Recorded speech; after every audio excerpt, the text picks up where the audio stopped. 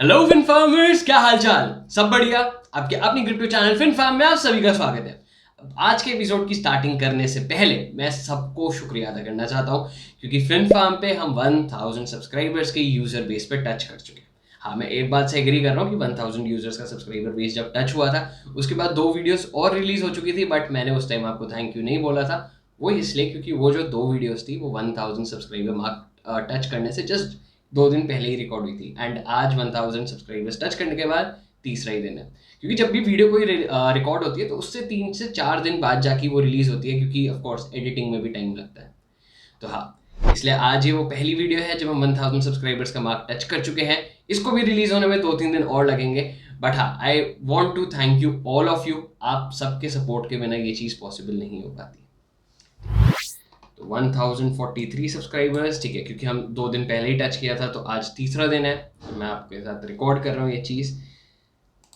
ठीक है, मैंने एक वीडियो डाली थी जिस दिन हमने 1000 सब्सक्राइबर्स का मार्क टच किया, उसी दिन ही ये वीडियो गई थी एंड इस पर मैंने पूछा था न्यू CPU माइनेबल कॉइन है एंड अगर इस पर माइनिंग ट्यूटोरियल चाहिए या फिर नहीं चाहिए। ठीक है, तो मुझे इस पर काफ़ी कमेंट्स रिसीव हुए थे। ठीक है, तो मुझे एक अभी की रिक्वेस्ट आई थी, need a video on how to mine this coin, and मेरे पास एक रिक्वेस्ट और आई थी आर्ट टेक्निकल से कि अगर ये किसी ट्रस्टेड एक्सचेंज पे लिस्ट होता है तो माइनिंग ट्यूटोरियल ज़रूर बनाना। तो हाँ, मैं वीडियो में डिस्कस करने वाला हूँ। इसके साथ साथ मुझे डिस्कॉर्ड पे भी एक रिक्वेस्ट आई थी कि जब हम CPU माइन कर रहे होते हैं तो आपका CPU ना 100% ऑफ द पावर नहीं ले रहा होता, मतलब अपनी 100% ऑफ द कैपेसिटी पे कभी कभार काम नहीं कर रहा होता। तो क्या वो तरीका है जिससे आप अपने CPU को पुश कर पाओ कि वो 100% ऑफ द कैपेसिटी पे काम करे? क्योंकि जब भी आप अपने CPU से माइन कर रहे हो, अगर आपका थोड़ा पुराना CPU है या फिर अगर आप लैपटॉप पे माइन कर रहे हो, ठीक है, तो ये दिक्कत सबके साथ आती है कि आपका CPU 100% पे काम नहीं करता है, वो ऑटोमेटिकली अपनी हैश रेट कम कर लेता है, मतलब यूजुअली 40 से 50% के आसपास काम करता है। तो ये चीज़ भी मैं वीडियो के एंड में डिस्कस करने वाला हूँ कि कैसे आप इसको सॉल्व कर सकते हो। क्योंकि जो भी आप CPU माइनेबल कॉइन यूज़ कर रहे हो, चाहे आप मोनेरो कर रहे हो, एक्सडैक कर रहे हो, ज़फायर का माइनिंग ट्यूटोरियल देख रहे हो, तो आप उस ट्यूटोरियल पे अप्लाई कर सकते हो। फिन फार्मर्स, हम 1000 यूजर्स का सब्सक्राइबर बेस टच कर चुके हैं। नेक्स्ट टारगेट हमारा 2000 का है, बट मेरे पास एक स्पेशल अनाउंसमेंट भी है, मैं वो आगे जाके डिस्क्लोज करने वाला हूँ, इस वीडियो में नहीं, डेफिनेटली अगली वीडियो में। तो फिन फार्म के साथ जुड़े रहना एंड अब वीडियो में आगे बढ़ने से पहले फिन फार्म को अभी की अभी सब्सक्राइब कर लो, because we are on a mission to create India's first crypto youth community. अब ज्यादा देर ना करते हुए सीधा चलते हैं कि ज़फायर माइन कैसे करना है। फिन फार्मर्स, अब आप फिन फार्म में इतने माइनिंग ट्यूटोरियल्स देख चुके हो कि अब आपको पता है कोई भी एक पर्टिकुलर क्रिप्टो करेंसी माइन करने के लिए आपको 2 चीज़ों की रिक्वायरमेंट होती है। एक, आपको उस पर्टिकुलर क्रिप्टो करेंसी का वॉलेट चाहिए, सेकेंडली आपको एक माइनिंग सॉफ्टवेयर चाहिए। अब ज़फायर एक CPU माइनेबल कॉइन है एंड वो रैंडम एक्स एल्गोरिदम यूज करता है। रैंडम एक्स कौन कौन यूज करते थे? हमारा मोनेरो भी करता था, हमारा एक्सडैक भी करता था। इससे मेरे दिमाग में एक चीज़ और आई, डिस्कॉर्ड पे एंड इवन यूट्यूब कमेंट्स में मुझे बार बार एक चीज़ रिसीव हो रही थी कि GPU के थ्रू हम क्यों नहीं माइन करते। मैं आपको एक चीज़ बताता हूँ, रैंडम एक्स एल्गोरिदम आपकी CPU पे सबसे ज़्यादा एफिशिएंटली माइन होती है। आपके ग्राफिक कार्ड से अगर आप उसे माइन करो तो आपको प्रॉफिट होने के बजाय बहुत तगड़ा लॉस होने वाला है, और मैं मजाक नहीं कर रहा। अगर आपके पास इवन GTX 1080 सीरीज है, पुरानी सीरीज की मैं बात कर रहा हूँ, अभी नई पे नहीं आ रहा, चलो RTX 3060 भी ले लो क्योंकि मेरे पास उसकी रिग है। तो RTX 3060 भी आपका मोनेरो पे करीबन करीबन 1400 का हैश रेट दे रहा होता है, और वो भी जब मैं उसको ओवरक्लॉक करके चला रहा हूँ। और RTX 3060 इस टाइम मार्केट में करीबन 30,000 के आसपास का बिक रहा है। तो अगर मैं उसी 30,000 में, जैसे हमने वो 25,000 वाली CPU रिग बनाई थी, तो मुझे वो मोनेरो पे 6,000 का हैश रेट दे रहा है, तो कोई लॉजिक ही नहीं बनता। क्योंकि एक ग्राफिक कार्ड लेने के लिए मैं motherboard, CPU, power supply, RAM, SSD सब कुछ लूँगा, राइट? तो जब भी आपको कोई भी random x based coin mine करना है तो उसको ग्राफिक कार्ड से माइन मत करना। आप अपने ग्राफिक कार्ड को इवन पुश भी कर दोगे बिल्कुल हाई लिमिट्स में, वो तब भी CPU के कंपैरिजन में नहीं स्टैंड आउट कर सकता। ठीक है, तो ज़फायर रैंडम एक्स एल्गोरिदम यूज़ करता है। रैंडम एक्स पे जब हमने मोनेरो भी माइन करा था, हमने एक्सडैक भी माइन करा था, तो हमने XMR रिग सॉफ्टवेयर ही डाउनलोड करा था। तो माइनिंग सॉफ्टवेयर हमारा यहीं पे ही फिक्स्ड हो गया है कि हमें कौन सा माइनिंग सॉफ्टवेयर चाहिए। अब सॉफ्टवेयर हमारा डिसाइड हो गया, तो अब हमें वॉलेट की ज़रूरत है। सारी लिंक्स आपको डिस्क्रिप्शन में मिल ही जाएंगी। ठीक है, तो ज़फायरprotocol.com पे हूँ मैं, नीचे स्क्रॉल करूँगा तो ये रहा वॉलेट डाउनलोड्स। ठीक है, Windows, Mac, Linux and source code. ठीक है, तो जब आप ये वॉलेट सेटअप करोगे, सेटअप आपके सारे क्रिप्टो करेंसी के वॉलेट जैसे होते हैं वैसे ही इसका सेटअप होगा। एक आपको निमोनिक फ्रेज मिलेगा, उस निमोनिक फ्रेज को कहीं ना कहीं सिक्योरली स्टोर कर लेना। आई डोंट रिमेंबर, मैंने इसका वॉलेट काफ़ी टाइम पहले सेटअप किया था एंड आई गेस इसमें यूजुअली ऐसे मेटामास्क करते हो तो उसमें आपके 8 से 12 वर्ड्स का आता है। इसमें आई गेस लंबा था, इसमें आई गेस 25 वर्ड्स का था। आई डोंट रिमेंबर एग्जैक्टली, शायद से मुझे कन्फ्यूजन हो रही होगी। बट जब आप विंडोज़ के लिए, क्योंकि डेफिनेटली मैं विंडोज़ यूज़ कर रहा हूँ तो मैं विंडोज़ का ही करता, एंड विंडोज़ में जब आप करोगे तो निमोनिक फ्रेज ध्यान से संभाल के रख लेना। ठीक है, तो अब हमारे पास वॉलेट हो गया है, अब हमारे पास माइनिंग सॉफ्टवेयर भी हो चुका है। तो माइनिंग सॉफ्टवेयर डाउनलोड कर लो, एक्सट्रैक्ट कर लो। ठीक है, मैंने ऑलरेडी एक्सट्रैक्ट कर लिया। जब आप एक्सट्रैक्ट करोगे आपको सेम टू सेम यही फाइल्स मिलेंगी। अगर डाउनलोड करने में दिक्कत आती है, क्रोम मत यूज़ करना, एच कर लो, ब्रेव ब्राउज़र कर लो या फिर आपका फायरफॉक्स कर लो, वहाँ पर दिक्कत नहीं आती। ठीक है, तो आपको सेम टू सेम यही फाइल्स रिसीव होने वाली है। ठीक है, एंड जब आपको ये फाइल्स देंगी, इसमें 2 फाइल्स ये नहीं होंगी जो मैंने ऐड करी है माइंड फायर की। ठीक है, एक नोटपैड वाली है एंड एक बैट फाइल है। मैं आपको ये चीज़ और बता देता हूँ, हम माइनिंग पूल कौन सा यूज़ करने लग रहे हैं। ठीक है, माइनिंग पूल हम यूज़ कर रहे हैं हीरो माइनर्स का। ऑल्दो और भी माइनिंग पूल्स एग्जिस्ट करते हैं, जैसे अगर आप इसका जाते हो माइनिंग पूल का, ज़फायर प्रोटोकॉल का अपना खुद का भी एक माइनिंग पूल है, तो आप करने को वो भी कर सकते हो। इवन अगर मैं बात करूँ, मैं हीरो माइनर्स क्यों यूज़ कर रहा हूँ, इसका एक ही रीज़न है, क्योंकि इसका इंडिया में एक सर्वर है। बट अगर मैं इसके पूल की हैश रेट चेक करूँ तो 1.6 मेगा हैशेज है and blocks found every 20 hours. ठीक है, तो मैं पूल की बात करूँ तो पूल पे इतनी हैश रेट एग्जिस्ट ही नहीं करती है। ओके, एंड इसका नेटवर्क हैश रेट इंक्रीज हो चुका है 968। As far as I remember, जब मैंने वो CPU माइनेबल वाली कॉइन बनाई थी जो आज से शायद 3-4 दिन पहले ही रिलीज हुई है, उस पर जब हमने वीडियो बनाई थी तब इसका 700 कुछ का मेगा हैश रेट था। तो मतलब हम 200 से ज़्यादा इंक्रीज कर चुके। तो कहीं ना कहीं हाँ, हमारी प्रॉफिटेबिलिटी अब सफ़र करने वाली है। उस टाइम बहुत ज़्यादा प्रॉफिटेबिलिटी थी, अब नेटवर्क हैश रेट इंक्रीज हो चुका है। ओके, ठीक है, तो फिर अब हम वापस जा रहे हैं माइंड फायर पे। आपको ये file same to same description में मिल जाएगी, सिर्फ आपको कॉपी पेस्ट करना है, अपना एड्रेस चेंज करना है एंड दैट्स ऑल।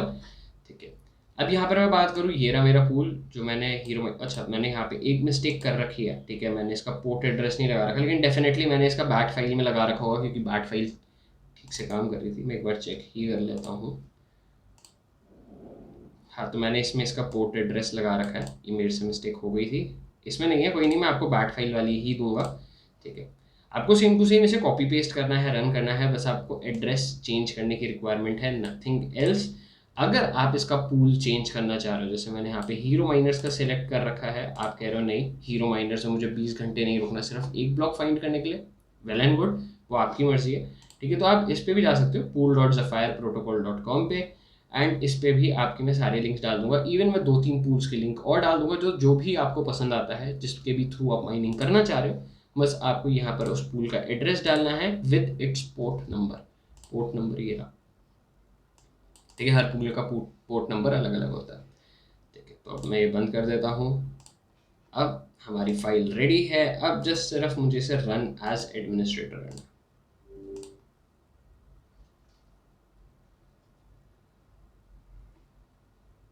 ठीक है, ह्यूज पेजेस इसके एलोकेटेड नहीं हुए हैं क्योंकि इसकी परमिशन ग्रांटेड हुई है एंड मुझे इसको एक बार रीस्टार्ट करना पड़ेगा, तो मैं रीस्टार्ट नहीं कर रहा हूँ।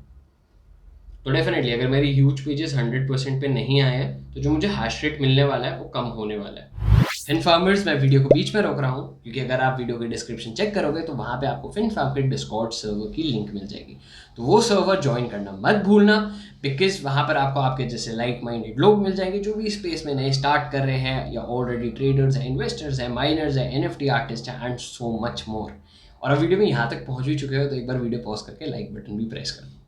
ठीक है, तो माइनिंग वहाँ पे स्टार्ट हो गई थी, मैंने माइनिंग भी बंद कर दी क्योंकि मुझे एक चीज़ और डिस्कस करनी थी, दैट इज़ कि किसी मेजर एक्सचेंज पे लिस्ट है तो ट्रेड ओग्रे, मुझे नहीं पता इसको प्रोनाउंस कैसे करने हैं, ओग्रे, एनीवेज।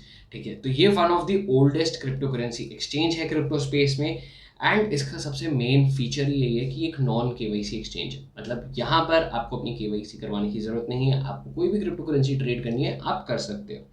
ठीक है, एंड इस पे ज़फायर प्रोटोकॉल लिस्टेड है एंड इसी एक्सचेंज पे सबसे ज़्यादा लिक्विडिटी है, क्योंकि जब हमने इसकी प्रॉफिटेबिलिटी वाली वीडियो की बात करी थी तब वहाँ पर जो हमने एक्सचेंज देखा था उसका नाम ही नॉन KYC एक्सचेंज था।